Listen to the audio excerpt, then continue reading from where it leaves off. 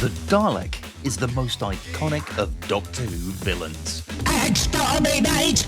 And at MegaCon Orlando, I got the chance to meet one of these metal monstrosities up close. We have this incredible Dalek here, and I am here with its incredible creator. What goes into building this iconic Doctor Who villain? Believe it or not, there's not a lot of sections that are really difficult. I mean, there's a lot of attention to detail. There's a lot of mixed media, so he's a combination of plywood, fiberglass. The skirt section is MDF. The shoulders is a combination of wood, a combination of 3D printed parts, and something called bendy MDF, which is a version of MDF, but it actually, you could do it around curved surfaces. And then we've got metal parts, which are a lot of different media. One of the cool things about building it is no one necessarily is an expert in all those kind of things. And so in a club like ours, you got some guys that are good in electronics, some guys that are good with wood, some guys that are good with fiberglass. And between everybody, you know, you can, if you don't have the skills or the capability yourself, someone in the club does, and you can usually get some help, and then you can press on, and that's the way you really build those things. No one does it by themselves. There's just too much going on. You showed me the inside of this incredible thing before, which took my breath away. Do you want to show us what's inside this beast? It looks almost as crazy as in the actual show. So one of the things about Daleks is you can go as simple as nothing inside it but a chair and a hole cut for your feet to make him mobile, all the way to kind of something like this, which is a fully electromechanical system. Right. There are two separate Arduinos that run a combination of 12-volt DC motors, 5-volt servos, and LED systems. There's the plunger is run by a car electronic antenna extension system. And then what I've done is I've taken another step, just because I used to be in the Air Force and fly jets, is I took a F-15 flight control stick and I wired them up so that every system in the Dalek can be operated via this stick. And so I could drive him and operate him with one hand, literally just like flying a jet. So it's, and again, that's kind of the far end of this. You don't necessarily have to do that. Many people have this, and it's just a simple rod. With their hand, they push it back. The gun, you see that blue tube, that's actually an LED from a computer. You see this can here. This is Magician's Fog, and there's a little micro tube in there. Yeah. And so when I pull the stick trigger, you'll hear the gun sound go off, the lightsaber, and I pull the trigger and gas comes out of it. I want to see this working. This is amazing.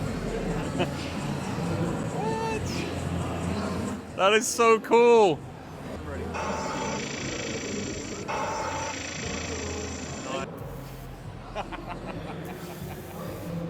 I'm just admiring the glow, the underglow here. That is two 600 LED blue light strips around the inside, wired in there. You should see it in the dark. Even the dome is motor controlled, and the eye stick as well, motor controlled, right? Yeah, and see, if you look in here, if you see right here, there's a camera here, and then there's an identical camera in the back. Okay, and right there, that's a 7-inch split screen video monitor. And I can show the front camera and the back camera simultaneously. And the reason I did that is I've got full visibility. My eyes are right here, so I can see fine. But what I can't is I can't see right in front of me. My eyes only, my vision is like about here. So I can't see this, so that camera sees this so I don't run into things. And then of course the backup camera, I can't turn my head all the way around. I can go backwards. The backup camera allows me to go see completely behind me at the same time. Because Daleks can only see through the eye stick. That's their weakness. But you've got more view than a real Dalek. It's a super Dalek. Malfunction! Behind you! Behind you!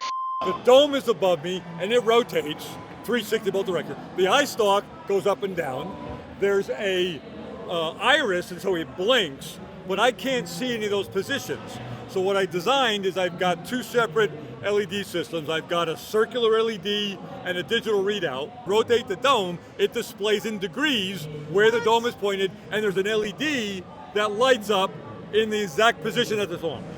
For the eye stalk, there's a separate light bar, so I can always know the eye stalk position at any time as well. People, they put a camera in the eye and see. Well, because I designed this intricate blinking thing, I can't put a camera in there, so I had no choice but to come up with this really elaborate system to allow me to see. I'd prefer to have just a simple camera. I mean, it took me 4 months to come up with that silliness to make that all work. Yeah, we wear a headset so we can talk. Yeah. But when I did it originally, the mic is hot wired to the voice modulator. So if I needed to talk to my handler, I'm constantly covering up. It was kind of annoying. So what I did is we designed a push-to-talk circuit through the flight stick. So when if I'm talking, you can't hear anything. If I pull the control thing, now I sound like a Dalek. I have a 14-page electronics diagram of 14 different systems of the wiring because you'll never remember. And every time you make a little change, you want to update that. And boy, it's a good thing. I put that in a safe somewhere and lock it up. If I lose that, forget it. I'll never figure this thing out. So It's an incredible job. Thank you so much for sharing it with me. And if you're into amazing builds like this, I also make stuff right here on this channel. Props, cosplay gear, and all kinds of fandom-inspired builds. Plus, we even visit real filming locations from movies and TV shows. So if that's your thing, hit the subscribe button and come geek out with me.